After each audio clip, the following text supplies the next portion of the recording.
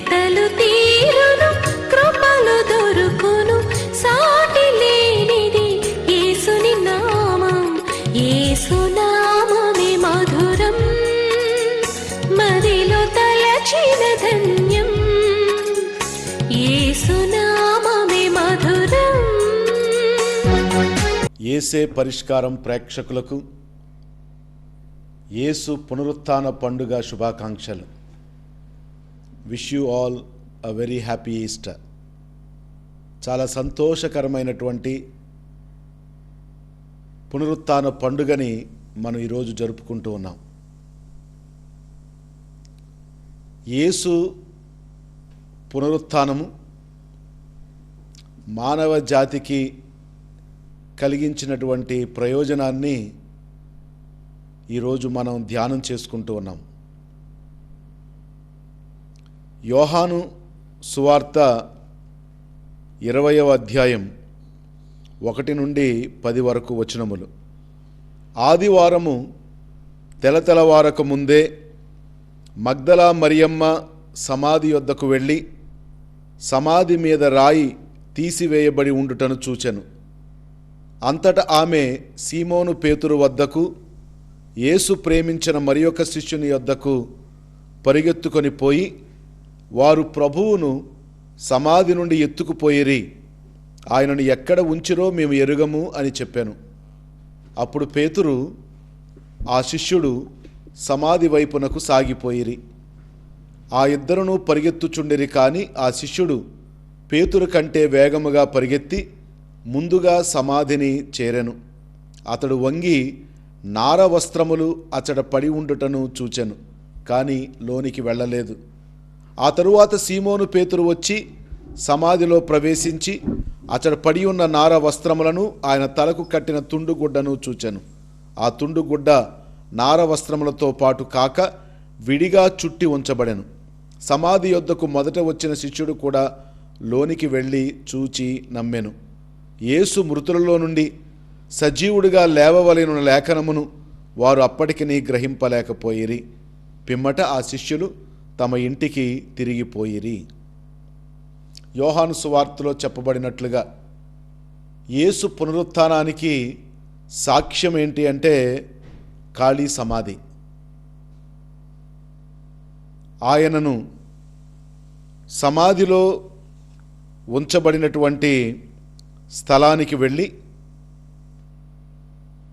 సుగంధ పరిమళ ద్రవ్యాలను పూయాలనుకున్నటువంటి స్త్రీలకు సమాధి మీద రాయి తీసివేయబడి ఉండటం వాళ్ళు చూశారు. పేతురు, యోహాను ఈ సమాధి వద్దకు పరుగున వచ్చారు. సమాధిలోకి ప్రవేశించినప్పుడు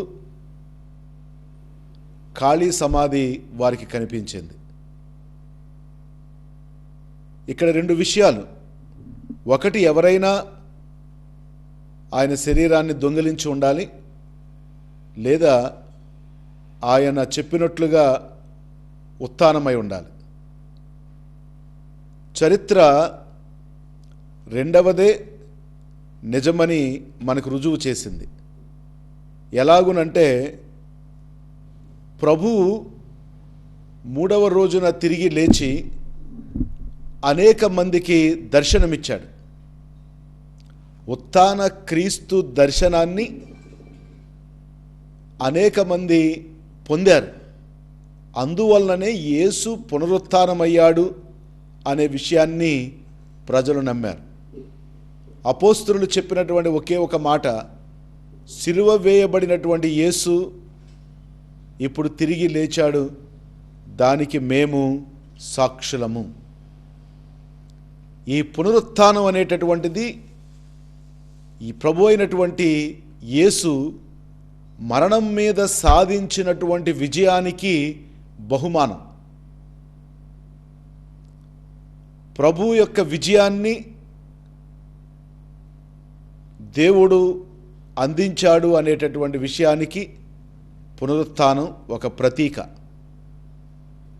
ఈ పునరుత్థానంలో జరిగినటువంటిది ఏమిటి అంటే, ప్రభువు మరణాన్ని జయించి పునరుత్థానుడై నిత్యము జీవించేటటువంటి ఒక స్థితిని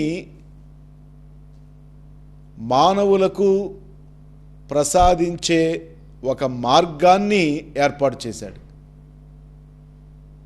అందుచేత ఈ ప్రభువులో విశ్వాసం ఉంచి మరణించినటువంటి వారందరూ ఒకనాడు తిరిగి లేపబడతారు. ప్రభువులాగానే ఉత్థాన శరీరాలని వాళ్ళు ధరిస్తారు. ప్రభువులాగానే వారు పరలోక రాజ్యంలో ప్రవేశించి ఈ లోకంలో అశాశ్వతమైనటువంటి జీవితాన్ని జీవించిన వారు అక్కడ శాశ్వతంగా జీవిస్తారు. ఈ నిత్య జీవం అనేటటువంటిది ఈ పునరుత్థానం ద్వారా సమస్త మానవాళికి అందించబడింది. ఆనాడు ఇశ్రాయేలు ప్రజలను దేవుడు ఐగుప్తులో నుంచి బయటకు తీసుకువచ్చే క్రమంలో మోషేని ఏ విధంగా అయితే ఉపయోగించుకున్నాడో ఆ మోషేని ప్రభువుకి ముంగుర్తుగా భావించినట్లయితే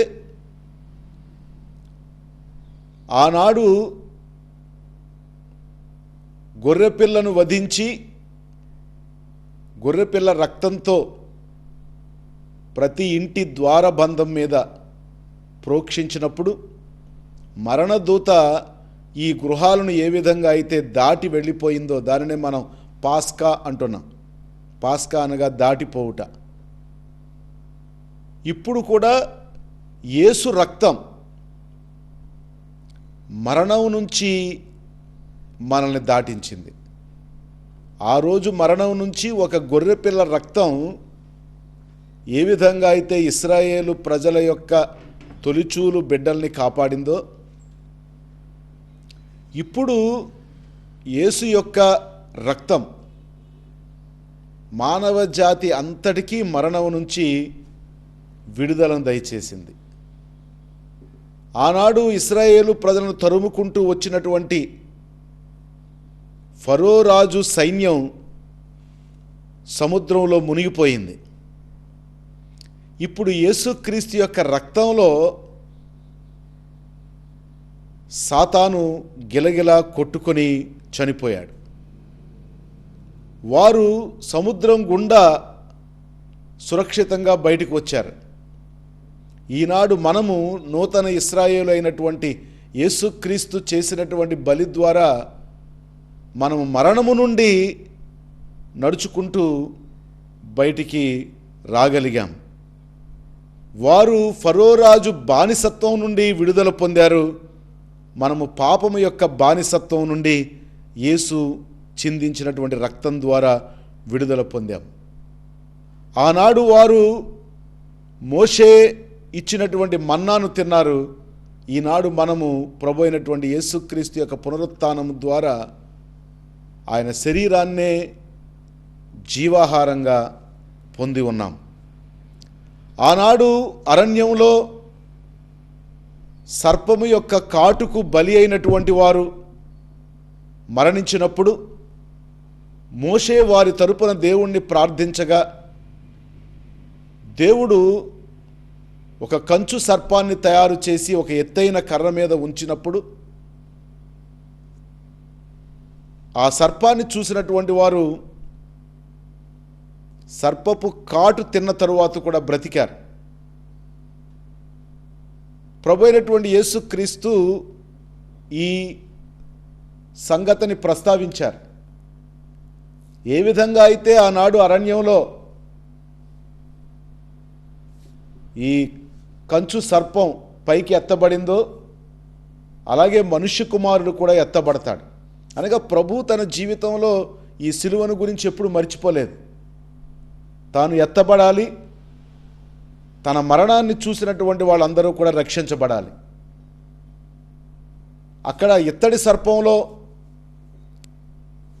శక్తి లేదు, ఆ శక్తి దేవుని మాటలో ఉన్నది. ఇక్కడ స్వయంగా దేవుడే తన శక్తిని తన కుమారుడి ద్వారా ప్రదర్శిస్తూ ఉన్నాడు. సిలువ మీద మరణించినటువంటి యేసును చూసినప్పుడు ఆయన నమ్మినప్పుడు, ఆయన విశ్వసించినప్పుడు అందరూ కూడా బ్రతుకుతున్నారు, నిత్య జీవాన్ని వాళ్ళు పొందుతున్నారు. సంఖ్యాకాండంలో 12వ అధ్యాయం 3వ వచనంలో మోషే గురించి చెప్పబడినటువంటి ఒక మాట, భూమి అంతటిలో మోషే వంటి వినయాత్ముడు లేడు అని. అందుకే మోషేని ముంగుర్తుగా భావిస్తూ, ఇదిగో యేసు అసలైనటువంటి వినయాత్ముడు, వినయవంతుడు, తన తండ్రి యొక్క చిత్తానికి తల వంచి ఫిలిప్పీలకు రాయబడినటువంటి లేఖ ప్రకారంగా తాను దైవత్వాన్ని పట్టుకొని వ్రేలాడకుండా తనను తాను రిక్తును చేసుకొని మానవుడిగా ఒక తుచ్చమైన మానవ జన్మను ఆలింగనం చేసుకొని మానవుడిగా జన్మించి మానవుడు అనుభవించవలసిన శిక్షను ఆయన పొంది ఆ శిక్ష తాలూకా ప్రభావం ద్వారా మానవ జాతిని పాపం నుంచి విడుదల చేయడం మాత్రమే కాకుండా తన పునరుత్థానం ద్వారా ఈ జాతికి ఆయన నిత్యము జీవించేటటువంటి మహత్తరమైనటువంటి ఒక గొప్ప బహుమతిని ఆయన దయచేశాడు. రోమీలకు రాసినటువంటి పత్రిక 4వ అధ్యాయం 25వ వచనంలో, మన పాపమునకు గాను ఆయన మరణమునకు అప్పగించబడెను, మనలను దేవునికి అంగీకార యోగ్యులనర్చుటకు ఆయన లేవనెత్తబడెను. ఒకని అవిధేయత వలన ఈ లోకంలోనికి పాపం ప్రవేశించి మరణాన్ని మనకు అందచేస్తే, యేసు యొక్క విధేయత ద్వారా పాపము యొక్క జీతమైనటువంటి మరణాన్ని ఆయన ధ్వంసం చేశాడు. అందుకని ఇక నుండి మనం అందరం కూడా పునరుత్థానం పొందినటువంటి క్రైస్తవులం, మనుషులం. ఈ పునరుత్థాన రహస్యాన్ని మన జీవితాల్లో మనం ఎల్లప్పుడూ ప్రదర్శిస్తూ ఉండాలి. ఎలా ప్రదర్శించాలి అంటే, ప్రభువు యొక్క పునరుత్థానం ద్వారా పరలోకపు తలుపులు తెరుచుకున్నాయి. ఆదాము చేసినటువంటి పాపం వలన ఆ తలుపులు మూసుకుపోయినట్లయితే, యేసు చేసినటువంటి ఈ స్వీయ బలి అర్పణ ద్వారా ఆ తలుపులు తెరుచుకోబడ్డాయి. ఇక నుండి మనకి పరలోకంలో ప్రవేశించే ద్వారాలు మూసుకొని ఉండవు. మనమందరం సంతోషించాలి. ఆదాముని యేసు తన మరణ ఉత్థానాల ద్వారా మరలా ఆది స్థితిలోనికి తీసుకుని వెళ్ళాడు. అలాగే తన కుడి ప్రక్కన ఉన్నటువంటి మంచి దొంగవాణ్ణి కూడా తనతో పాటు పరలోకంలోనికి తీసుకుని వెళ్ళాడు. మనందరికీ పరలోకంలోకి వెళ్ళడానికి మార్గాన్ని సుగమం చేశాడు. అందుచేత మనం అందరం కూడా యేసు యొక్క పునరుత్థానాన్ని బట్టి సంతోషించాలి, అతిశయించాలి, గర్వపడాలి. ఆ ప్రభువు యొక్క ఉత్థానం వలననే మనమందరం ప్రభువులాగా పునరుత్థాన శరీరాలని ధరించుకొని పరలోక రాజ్యంలో చేరి దేవుణ్ణి ముఖాముఖిగా దర్శించబోతూ ఉన్నాం. దేవుని యొక్క సన్నిధిలో మనం ఉండబోతూ ఉన్నాం. ఈ పునరుత్థానాన్ని గురించి చెప్పబడినటువంటి మాటల్లో మొట్టమొదటిది ఏంటంటే, యేసుక్రీస్తు యొక్క ఉత్థాన దర్శనాలు. ఈ ఉత్థాన దర్శనాలు ఎవరెవరికి ఇవ్వబడింది అనేటటువంటి విషయాన్ని మనం నూతన నిబంధనలో చూస్తూ ఉన్నాం. పెంతెకోస్తు పండుగ వరకు యేసుక్రీస్తు ఈ 50 దినాలలో ఈ లోకంలో ఉండి 40వ దినాన పరలోకంలోనికి ఆరోహణమయ్యేటంత వరకు అనేక మందికి ఆయన దర్శనమిచ్చాడు. మొట్టమొదటిగా 11 మంది అపోస్తలులు ఉన్నారు. వాళ్ళల్లో తోమా బయటికి వెళ్ళినప్పుడు మిగిలిన 10 మంది మాత్రమే ఉండగా, యేసు మూసిన తలుపులు మూసినట్లుండగానే వారి మధ్యన ప్రత్యక్షమయ్యాడు. వారికి శాంతి కలుగునుగాక అని చెప్పి తనను తాను వాళ్ళకి చూపించుకున్నాడు. ఈ ప్రత్యక్ష దర్శనాన్ని పొందినటువంటి అపోస్తలులు, మేము ప్రభువును చూశాము, దీనికి మేము సాక్షులము అని చెప్పి వాళ్ళు తోమాసు గారితో అన్నారు. తోమాసు నమ్మలేదు. 10 మంది ఒక్క మనిషిని వాళ్ళు నమ్మించలేకపోయారు. అంటే వాళ్ళ విశ్వాసం దృఢంగా లేదు. ఎప్పుడైతే పరిశుద్ధాత్మను వాళ్ళు పొందారో అప్పుడు ఈ 40 రోజుల్లో జరిగినటువంటి సంఘటనల తాలూకా విషయాలన్నీ వాళ్ళ తలుపులోనికి వచ్చి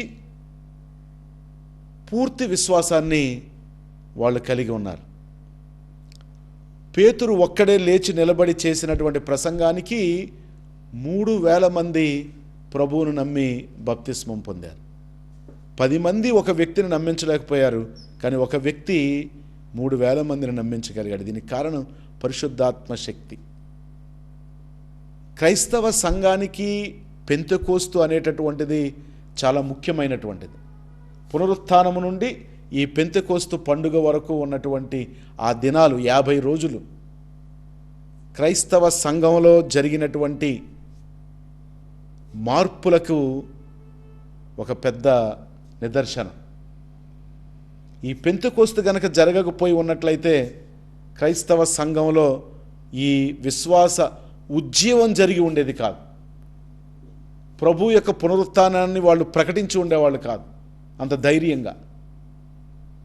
మరణించడానికైనా మేము సిద్ధమే, మా ప్రభు, మీరు సిలువ వేసినటువంటి మా ప్రభు మరణించాడు, తిరిగి సజీవంగా లేచాడు, ఇప్పుడు సజీవంగా ఉన్నాడు. ఇది అపోస్తలుల యొక్క బోధన. ప్రభు సజీవంగా ఉన్నాడు. ఎప్పుడైతే పెంతెకోస్తులో ప్రభు యొక్క పరిశుద్ధాత్మను వాళ్ళు పొందారో ఆ క్షణం నుండి వాళ్ళు పూర్తిగా మారిపోయారు. ధైర్యంతో నింపబడ్డారు, విశ్వాసంతో నింపబడ్డారు. దేనికి బెదరని లొంగని జనులుగా వాళ్ళు యేసు మరణ ఉత్థానాలకి బహిరంగంగా సాక్ష్యం పలికారు. ఈ పెంతెకోస్తు అనేటటువంటిది చాలా ముఖ్యమైనటువంటిది. పునరుత్థాన క్రైస్తవులు పెంతెకోస్తు అనుభవాన్ని పొందినప్పుడే పునరుత్థాన క్రీస్తుని వాళ్ళు ప్రకటించగలుగుతారు. అందుచేతనే ఈనాడు క్రైస్తవ సంఘానికి ఈ పెంతెకోస్తు అనుభవం చాలా అవసరం. పెంతెకోస్తు అనుభవం ఏంటంటే పరిశుద్ధాత్మను పొందడం, ఆత్మశక్తితో నింపబడడం. అది ఎప్పుడు జరుగుతుంది అంటే మనం క్రైస్తవులముగా యేసుక్రీస్తు శిలువ మీద మనకు సాధించి తీసుకొని వచ్చినటువంటి ఈ అమూల్యమైనటువంటి నిధి పునరుత్థానమని మనం నమ్మినప్పుడు ఆ పునరుత్థానానికి చెందినటువంటి క్రైస్తవులుగా మనం జీవించగలగాలి. చాలామందిని చూసినప్పుడు క్రైస్తవులను వీళ్ళు పునరుత్థాన క్రైస్తవులుగా జీవించడం లేదు అని ప్రజలు అనుకున్నప్పుడు వాళ్ళు ప్రభువుకి సాక్ష్యం ఇవ్వలేరు. అందుకే గాంధీ ఒక చోట అన్నట్లుగా చెప్పబడింది. ఏమని అంటే, నేను క్రీస్తుని నమ్ముతున్నాను కానీ క్రైస్తవులను నమ్మలేకపోతున్నాను. ఎందుకంటే వీళ్ళు ఆ క్రీస్తులాగా లేరు. పునరుత్థాన క్రైస్తవులుగా వారు జీవించడం లేదు. వారి ముఖాలు చూసినప్పుడు ఆ పునరుత్థానపు ఆనందం వాళ్ళలో లేదు. ఎందుకంటే క్రీస్తు మరణాన్ని జయించాడు అంటే ఆయన అంధకారాన్ని జయించాడు, ఒక శాశ్వతమైనటువంటి వెలుగుని ఈ లోకానికి అందించాడు. అప్పుడు ఎవరైతే యేసును నమ్ముతున్నారో వాళ్ళందరూ ప్రకాశపుత్రులుగా జీవించాలి. ఎలా జీవించగలుగుతారు అంటే రోమీలకు రాసినటువంటి పత్రిక 6వ అధ్యాయం 12వ వచనం చెబుతూ ఉన్నది, కనుక శారీరక వాంఛలకు లొంగునట్లుగా మీ భౌతిక శరీరమందు పాపము ఇక ఎంత మాత్రము పాలన చేయరాదు. మనం మృత్యువు నుండి రక్షించబడ్డాం కాబట్టి మనం సామాన్యమైనటువంటి ప్రజలం కాదు. దేవుడు తన కుమారుని యొక్క రక్తం ద్వారా మనందరినీ తనకు బిడ్డలుగా చేసుకున్నాడు. ఎంత గొప్ప కార్యాన్ని దేవుడు మన కోసం చేసి ఉన్నాడు అంటే మనం ఎంత గొప్ప వ్యక్తులం. అందుకనే పేతురు గారు చెబుతూ ఉన్నాడు, మీరు రాజరికపు గురుకులము, దేవుని చేత ఎన్నిక చేయబడినటువంటి ప్రజలు, సామాన్యమైనటువంటి వాళ్ళు కాదు.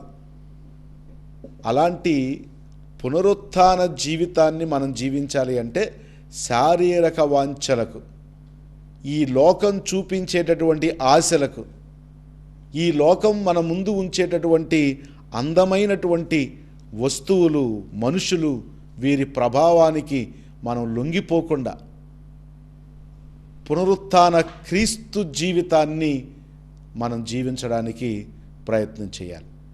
అందుకనే ప్రభువు తోమాసు గారితో అంటూ ఉన్నాడు, నీవు నన్ను నిజంగా విశ్వసించాలి అంటే చూడక విశ్వసించువారు ధన్యులు. నీవు చూసి నన్ను నమ్ముతున్నావు, కానీ ఇక నుండి ఎంతోమంది ప్రజలు నన్ను చూడకుండానే విశ్వసిస్తారు. అటువంటి వాళ్ళు చాలా ధన్యులు. నీవు అనుమానం వ్యక్తం చేసావు కాబట్టి రా, చూడు, నా ప్రక్కలో చేయబడినటువంటి గాయం, నా చేతుల్లో ఉన్నటువంటి ఈ గాయాలు చూడు, నీ చేతులు ఉంచు. నేను సత్యాన్ని ఈ సత్యాన్ని నీవు తాకి చూడు. పిలాతు యేసును అడుగుతున్నాడు, సత్యమనగా ఏమి అని. యేసు మౌనం వహించాడు. ఆ మౌనంలో పిలాతు సత్యాన్ని గ్రహించాడు. సత్యం అంటే యేసే అని తెలుసుకున్నాడు. ఆ క్షణం నుండి యేసును విడిపించాలని పిలాతు ఎంతగానో ప్రయత్నం చేశాడు. యేసుతో కూడా ఒక రకంగా బెదిరింపు ధోరణిలో మాట్లాడాడు. ఈ క్షణంలో నిన్ను రక్షించాలంటే ఈ ప్రపంచంలో నేనొక్కడినే, నిన్ను రక్షించాలన్నా శిక్షించాలన్నా నేనే, నాతో కూడా నీవు మాట్లాడవా అని బెదిరించినట్లుగా మాట్లాడినప్పుడు కూడా యేసు అవసరమైనప్పుడు మాత్రమే మాట్లాడాడు. ఆయన మౌనంలో పిలాతు గ్రహించాడు, ఈయన సాధారణమైన వ్యక్తి కాదు. వీళ్ళందరూ ఊహించని ఒక గొప్పతనం ఈ వ్యక్తిలో ఉన్నది. ఇతడు ఖచ్చితంగా గొప్ప వ్యక్తి, యూదులకు రాజు అని పిలాతు నమ్మాడు.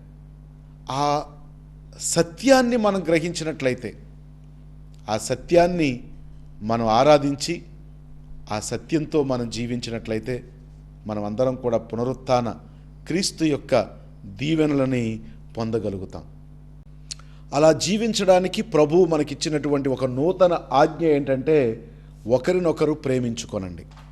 ఏ విధంగా? సామెతల గ్రంథంలో ఒక మాట ఉన్నది, ఎవరైనా ఒక ధనికుడు మిమ్మల్ని భోజనానికి పిలిచినట్లయితే అతని బల్ల మీద ఉన్నటువంటి పదార్థాలను ఒక్కసారి జాగ్రత్తగా గమనించండి. ఎందుకంటే రేపటి రోజున మీరు అతనికి విందు ఏర్పాటు చేయవలసి వస్తే కనీసం అతడు ఏర్పాటు చేసినట్లుగా ఆ పదార్థాలన్నీ కూడా మీరు ఏర్పాటు చేయవలసి ఉంటుంది. అందుకని జాగ్రత్తగా గమనించండి. అతడు చేసినటువంటి కార్యానికి మనం ప్రతికార్యం చేయవలసినటువంటి అవసరం రావచ్చు. క్రీస్తు మరణ ఉత్థానాలని కూడా దేవుడు మనకి అదే విధంగా అందించాడు. ఒక మాదిరి. ప్రభువు శిష్యుల కాళ్ళు కడుగుతూ చెప్పినటువంటి మాట ఏంటంటే, మీ ప్రభువును గురువును బోధకుడను నాయకుడు అయిన నేను మీ పాదాలు కడిగినట్లయితే మీరు కూడా ఇతరుల పాదాలు కడగాలి. నేను మీకేమైతే చేశానో మీరు కూడా అదే ఇతరుల పట్ల చేయాలి. ప్రభు ఒక మాదిరిని ఇస్తూ ఉన్నాడు. మాదిరి అంటే ఆదర్శం కాదు. మాదిరి అంటే ఒక మోల్డ్, అచ్చు లాంటిది. ఆ అచ్చులో గనక మనం ఏది పోస్తే అది ఆ అచ్చులాగా రూపం సంతరించుకుంటుంది. అలాగే క్రీస్తు ఒక మోల్డ్ లాగా, ఒక అచ్చులాగా ఉంటే మనము ఆ అచ్చులోకి ప్రవేశిస్తే మనం క్రీస్తులాగా మారాలి. అది ప్రభు మన నుండి కోరుకుంటూ ఉన్నాడు. మనమందరము మరొక క్రీస్తుల, రెండవ క్రీస్తుల తయారైనప్పుడే మనం క్రైస్తవ జీవితాన్ని, ఉత్థాన జీవితాన్ని జీవించినటువంటి వాళ్ళం అవుతాము. ఆయన మరణము పునరుత్థానము మనకి నేర్పిస్తూ ఉన్నటువంటి గొప్ప సంగతి ఏంటంటే, ఇప్పుడు మనము పడుచున్న కష్టములు మనకు ప్రత్యక్షము చేయబడనున్న మహిమతో ఎంత మాత్రము పోల్చదగినవి కావు. ప్రభు యొక్క మహిమ ముందు, మనము పొందబోయేటటువంటి మహిమ ముందు మనము ఇప్పుడు అనుభవిస్తూ ఉన్నటువంటి కష్టాలు ఎంత మాత్రము పోల్చదగినవి కావు. మరణానంతరం జీవం ఉన్నది. మనం అనుభవించే కష్టాల తరువాత దేవుని యొక్క మహిమ ఉన్నది. సిలువ తరువాత ఉత్థానం ఉన్నది అనేటటువంటి విషయాల్ని మనం ధ్యానం చేసుకుంటూ ప్రభువులో మన యొక్క విశ్వాసాన్ని, ఉత్థాన క్రీస్తులో మన విశ్వాసాన్ని బలపరుచుకుందాం. ప్రార్థన చేసుకుందాం. ప్రేమమయుడైన మా సర్వేశ్వర, మా తండ్రి, పునరుత్థానము మానవ జాతికి మీరు అందించినటువంటి గొప్ప వరము. ఈ ఉత్థానము ద్వారా మానవులు శాశ్వతంగా జీవించే భాగ్యాన్ని వారికి దయచేశారు. ఏ మానవుల యొక్క రూపాన్ని, స్వభావాన్ని అయితే మీరు ధరించి మానవ జాతి కొరకు మిమ్మల్ని మీరు సిలువలో బలిగా అర్పించుకున్నారో, ఆ మానవులకు మీరు ఇచ్చినటువంటి గొప్ప బహుమతి దేవునితో కలిసి ఒకనాడు శాశ్వతంగా జీవించే భాగ్యం. ఆ భాగ్యాన్ని మాకందరకు దయచేయమని, మరణాన్ని గురించి మాకున్నటువంటి భయాన్ని తొలగించమని, యేసులో విశ్వాసముంచినటువంటి వారు మరణించినను తిరిగి లేస్తారు అనేటువంటి విశ్వాసంలో మమ్మల్ని బలపరచమని మీ కుమారుడైన క్రీస్తు ద్వారా మేము వేడుకొనుచున్నాము తండ్రి. ఆమెన్. మరొకసారి మీ అందరికీ ఈస్టర్ పండుగ శుభాకాంక్షలు. ఆ పునరుత్థాన క్రీస్తు దీవెనలు మీ అందరికీ లభించునుగాక. ఆమెన్.